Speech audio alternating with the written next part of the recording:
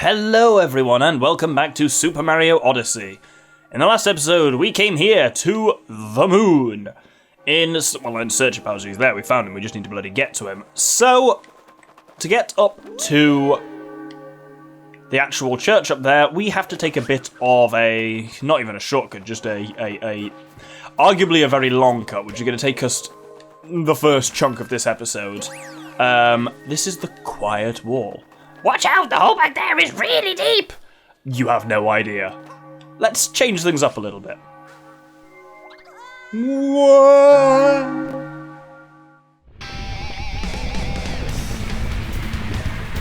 So this is the moon's core. The underground moon caverns, and it's real different. And one nice thing about them, first off, really fucking cool music. And secondly, normal gravity. And third, a new capture. This is a Bowser statue. It's the only one in the game. We just wiggle it out of the way so we can get to a moon here. Beyond that, I will be getting another capture in a second, but I'm going to let the music play because it's well cool. Or I'm going to kill myself. That works too. Come on. Ugh. Okay, don't let the music play.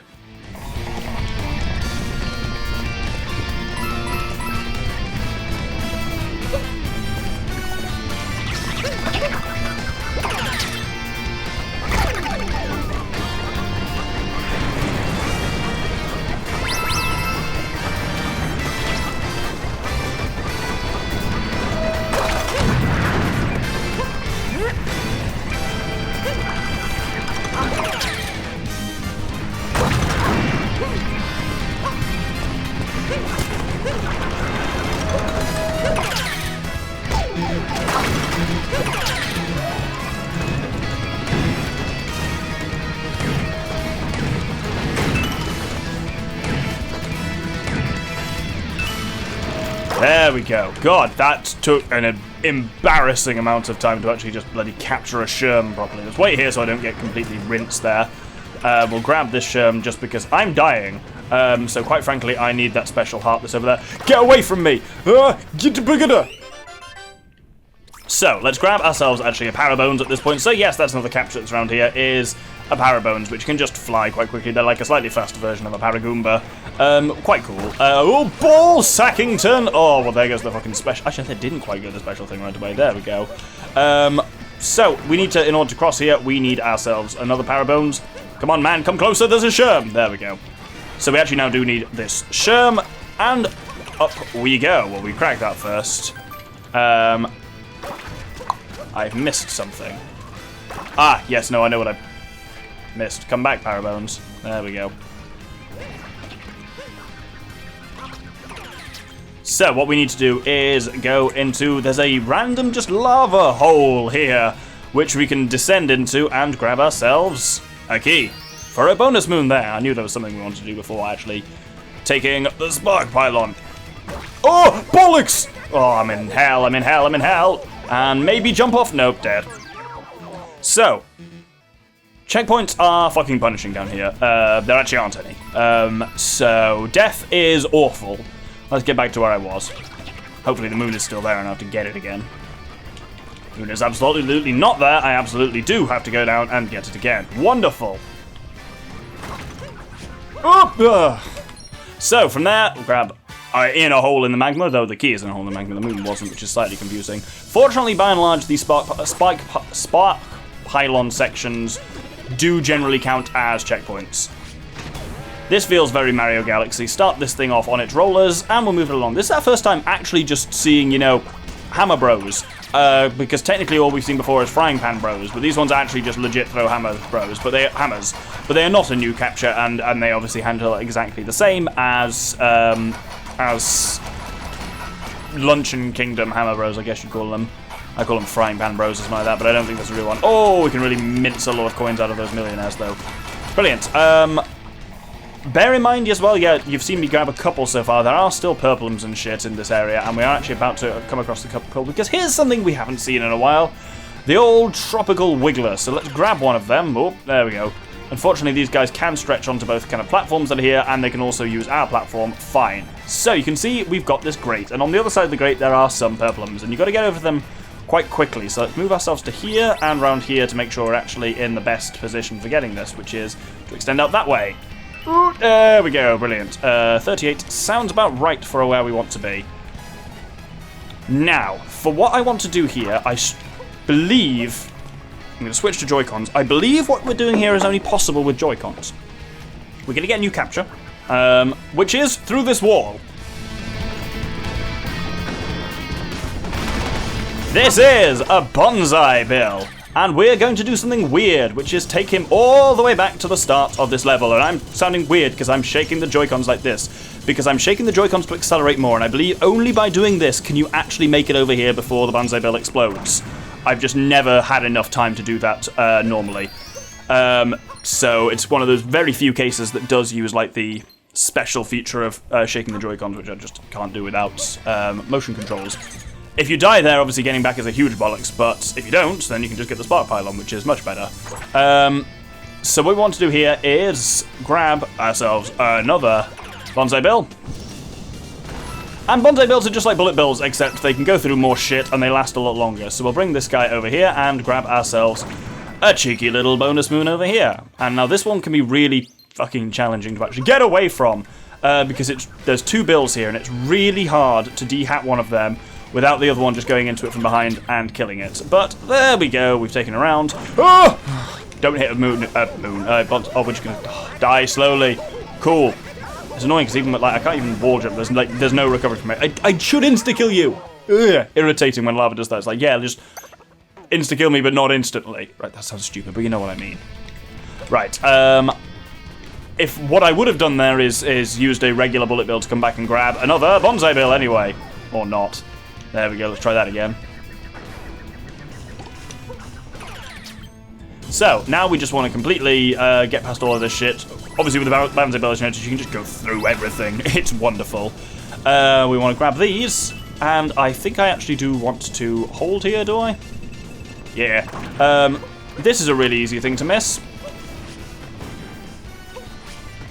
Really easy to miss because it's not there. It is there! There we go. I guess there must be a rumble one as well, which I don't have in my cheapo Pro controller. With that done, we want to try and grab another bonsai bill, but it's actually, no, never mind. We'll just take the small fry instead. So we'll bring them over here to something we've really not seen in a while, which is a moai. Yes, they're still a thing. They really do throw you a lot of the old captures in here, and that's actually kind of cool, I guess. Shades. To just kind of see these again, albeit briefly. It's a nice mixture of there's some of the old captures, but there is also a lot of new shit in here, which is all very nice. So, on we go to the next area with the pylon, and time for another new capture. So this is a very old Nintendo enemy. They're from Super Mario World. This is a charging Chuck, which we can take over by knocking their football helmets off. One of the very few enemies in this game that kind of naturally comes with a hat. But we use a charging Chuck to absolutely charge through shit like that. They can't jump or anything like that, so we have to abandon our host here. And we should have a couple more. There we go. There's some purplums over here, which should be all but the final few, I believe. Let's ignore this guy for now. Actually, no, we don't not ignore this guy, because this platforming is a complete bollocks to do without him. So let's charge him up, and then we can just run him across there. Oh, ball sack! Oh, where am I going? Oh, I don't even know what happens when I die here. Oh, you can actually fall off here and go into the much, much deeper lava.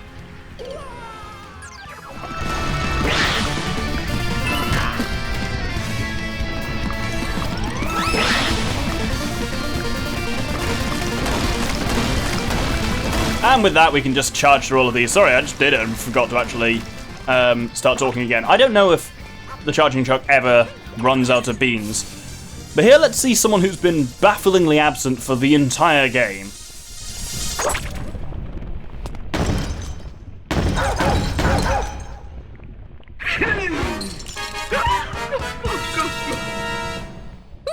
Oh, do you remember me? You were ever so rude to me back in the Cascade Kingdom. In fact, you're quite rude to all my darling Broodals, and you may have murdered them, which is why we're all here now. Now, I do believe it's lunchtime for my newly powered-up chain chompikins. Yeah, very strange though, like, you fight the Broodals a fucking shit ton, and yet you never fight Madam Brood again. You literally see her the once in the Cascade Kingdom, and then you see her once again at the end of the game. Bit of an odd one. My advice with this boss fight is don't get ballsy. And every time it charges, just knock one hat off Chain Chompikins. It's really not worth trying to get two, you'll just trap yourself. And Getting back here is just a bit annoying because you have to do the whole charging chuck section again, which is like fine, it's not difficult, it's just time consuming, it's just not really worth it. So we'll dodge Chompykins here. As ever, she only takes 3 hits, so just dodge there and then hit. See, like, trying to get a second one there can just be, you gotta be real ballsy for it to work. Oh, and basically that's the thing, you'll always take a hit from it. And when you can only actually take 2 hits before actually the 3rd hit kills you, it's just not worth, like, if you sacrifice a hit to get hit on her, like, I'll take one, then do one, then take one, then do one, then I'll take one, and then I'm dead before she's dead, so be careful. Now on this final bout, as you can see, Chain Chompykins has got more hats, so let's just try and hit him again. Oh, that's not going to work. That might, there we go. Oh, let's be ballsy, there we go. And we should, oh, let's just possess him here. Fuck it, oh, there we go. Alright, she'll do her usual grabs here. She fights exactly the same other than the hats and Chain Chompykins, and wallop!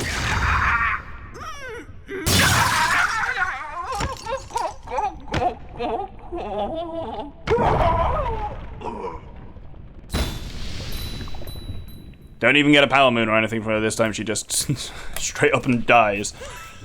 And now it's at this point that we remember this was actually just supposed to be a tunnel that leads up to the ridge. And indeed,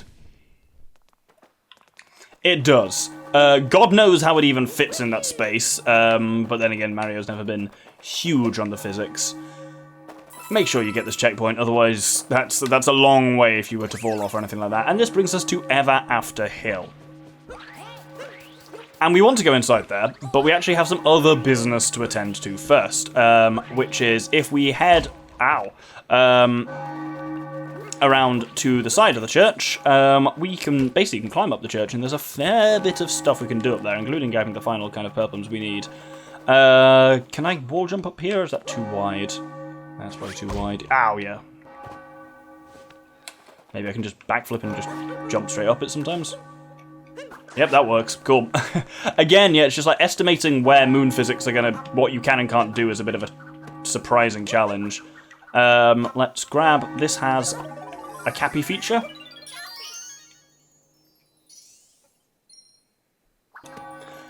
And now here is a capture which is bafflingly here on the moon if we head off to the kind of back of the church this way.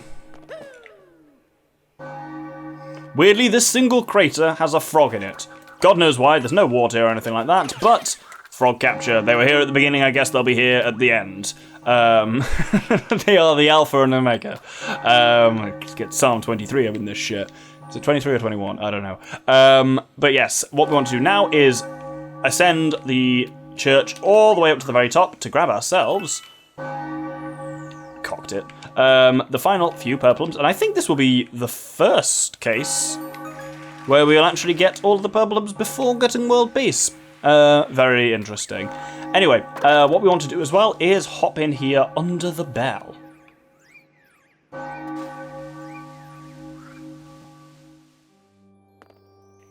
And now in the wedding hall, we could have just walked into this building through the front door, but then we wouldn't have been up in the rafters to grab this moon.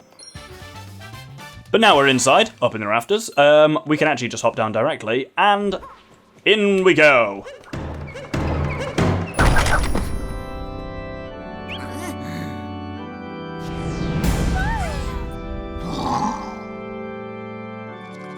Well, this looks about as rapey as I would have expected from, you know, a forced wedding.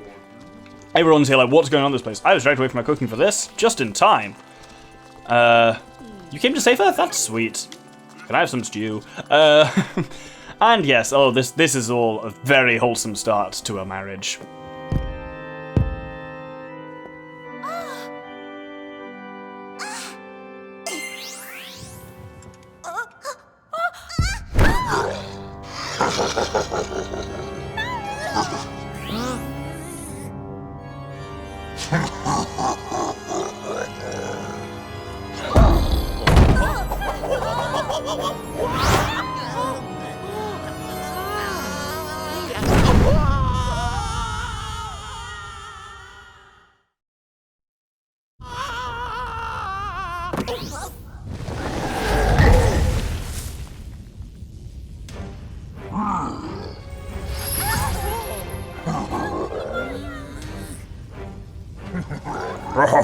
Crashing the wedding, Mario? That's tacky even for you. Also, you're halfway out of it and halfway fancy enough for the occasion. Not that it matters since you weren't invited. So now it's time for you to make like a bouquet and get thrown out. That's a fucking brilliant line. Also, there's definitely something metaphorical. Get ready, Mario. Definitely something metaphorical about, you know, Peach being, you know, completely trapped by the wedding ring. Here's your happily ever after. So, this fights kind of similarly, well, pretty similarly, all in all, to Bowser in the Cloud Kingdom, but essentially it picks up exactly where that left off, so he already has some of his fancier attacks. But by and large, it does go in the same way, so we punch him repeatedly, then he fakes us out, and we jump over his tail, and I messed it up, and so now we have to do it again. Because the timing on that is a bit tricksy, it lasts for much longer than you might think. Heart, please? Any of these guys? Yes, that one had a heart in, wonderful, right. So we wail on his face here a bit, then he starts blocking, and then we jump, and now we can do him in. That'll teach you! Now we get the fuck away from him. Oh, he said to nearly make him jump on me. This trick, I don't know if he had this when we were in the Cloud Kingdom, just need to be able to dodge over it. All about jumping at the right times, but it's that to real wide sweep, that thing. And this is the attack that matters, is the multi-hats. So, ignore the ersatz hats as much as you can, focus on disarming the real hat, and now he will probably throw some spiky nonsense at us. Oh no, not yet. If he does, yeah, throw a spike ball, you can't punch those, you just gotta get the fuck out of the way. This time, he's a little shit, so, this time it goes 1, and then he fucking does it again in the opposite direction, but now we got him off balance, so we can wail on him. Like, it is a bit of just a rejigged version of the one in the Cloud Kingdom, but I will admit, this boss fight is just very cool. There's a lot going on, and it's visually very cool, but it's just very entertaining, and like wailing on him with the hat is a lot of fun. It's challenging, don't get me wrong, like it's probably one of the more challenging boss fights in the game, but then by and large this game doesn't have super duper challenging boss fights exactly, but that's fine as well. Like, games don't have to have that, and it's actually, it matters to me more that the boss fights are fun than that they're challenging, and they are basically all fun. Some of them last a little bit too long, but this one is also just very well paced. So let's get that, and there we go. Now this time he's a real prick. So, when we get to this stage, he will go 1, 2, 3, then he's off balance again, we punch him some more, and then he does that fucking fourth one, but now we can wallop and finish him! Knock the fucking tuxedo off him.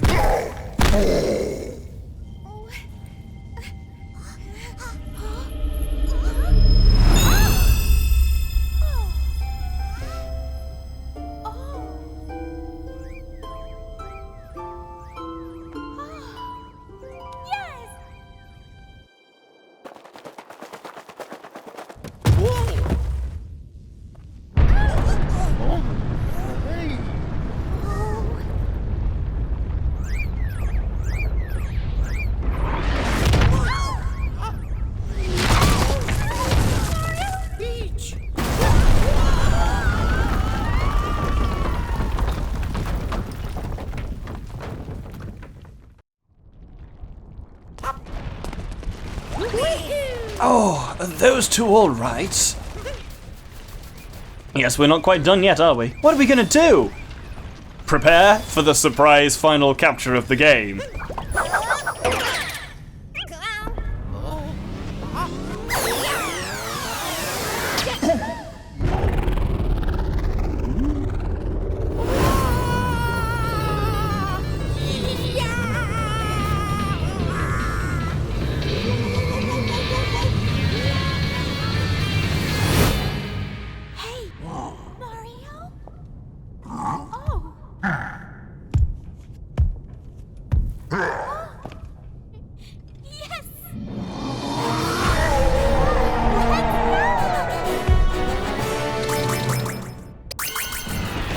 So, now our challenge is simply to escape the moon caverns as Bowser. So, you've got a couple of things you can do. You can attack, you can jump, and if you hold B, you can actually charge up and spit fire at things.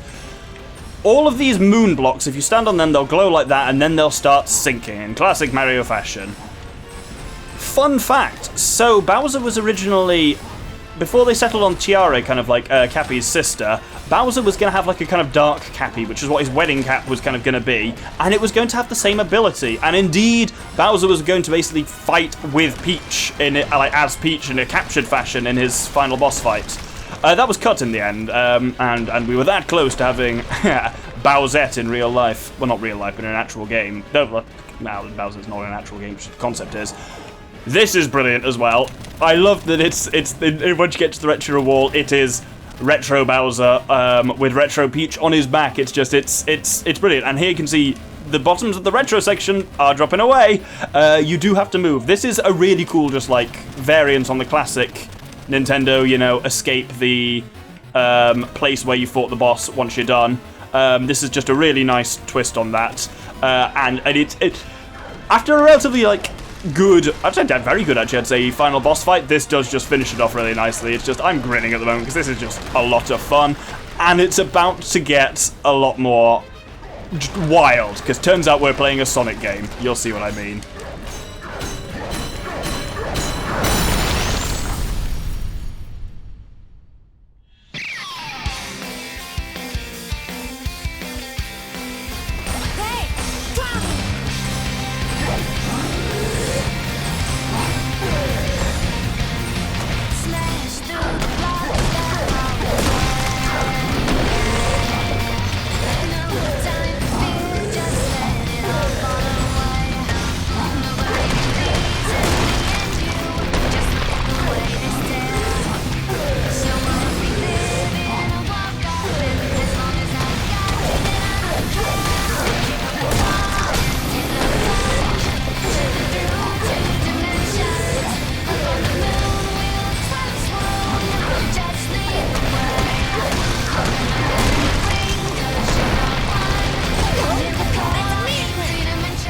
It's falling apart. Quick, get to the middle. Yeah, this I did not see this coming, and then it just gets the full-on like Sonic style song soundtrack right at the end. But this is a surprisingly catchy one, and with that, we're done.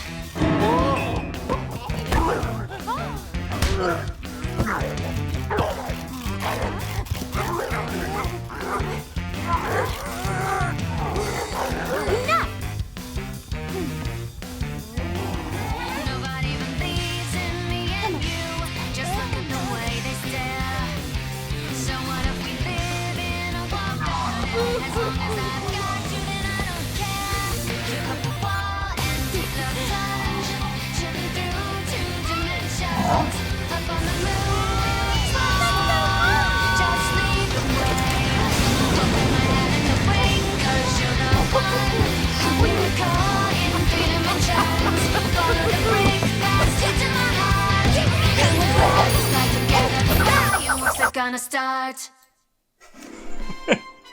And there we go. There's the end of the main game. I say the main game because we're probably we're more than halfway through, but not much more.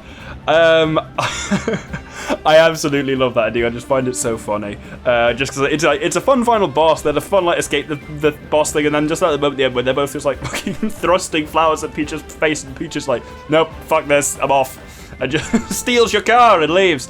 More power to her. It's brilliant. And yeah, I just laughed through that entire scene every time. So let's just give a few brief thoughts at this point. This isn't the end of the series, of course. But I'd say as a game, it's a really good one. It's a really good game and it's worked really well as a Let's Play. Its flow is just great. It's like, you spend what, 2.5 to 3 episodes we did in each kingdom? And it's just, because of that, the pacing is just really nice. And you get bored of, you don't get bored of, a kingdom or like how a kind of capture functions or something like that. Just as it's kind of like starting to wear a little bit thin, perhaps, you move on to the next place. And it's like, that works really well with the kingdoms and with the capture systems. The gameplay really doesn't ever get stale throughout the entire kind of core gameplay, which is really impressive, actually. All of the, like, looking back at them now, like, all the kingdoms really do have their own feel, and we're going to go back to them and explore them a lot more, don't worry, we've got a fucking jump rope to do, look in there, bastard. So there's, I mean, obviously I particularly like upcoming here, the Seaside Kingdom, but Luncheon is really cool, Bowser's is really cool, there's a lot of, like, there's a lot of just really cool areas. We've still got a fair bit left to do, as I say. There's a lot of post-game content. Basically, those moon rocks we've seen around the place will do something, and a lot of stuff unlocks just by beating the game anyway. So we're basically going to make another 2 passes to do every level. Once to get the post-game stuff, and then once to do the moon rock thing, and get various things we haven't got. So we'll kind of do all of that. There's been actually a lot of fun to record and fairly straightforward to edit. I've really enjoyed recording it, and it's really easy to keep the energy up quite well. Editing is, I don't want to say bitten off more than I could chew with the visualizer, but the visualizer is real. There's a lot going on there. To say it's got over 1,000 moving parts, and it updates just a lot, because I hate myself, apparently. But it looks good, and you know me, I like to put visualizers on to put my own personal kind of spin on things, and it certainly has done that, and it looks really cool. It looks like I pictured it. It's just way more work than I pictured it would be to get it to that point. So, with that, we're going to hold it for now. There is a brief post-credits scene, which will set up some stuff coming forward. And then, next episode, wow, you'll see next episode what we're doing, because, oh, look at that, Peach's Castle. And we've seen that already, haven't we? Hope you'll join me next time for a new kingdom. Thank you for playing, and thank you for watching, viewer. Thank you so much for watching my series.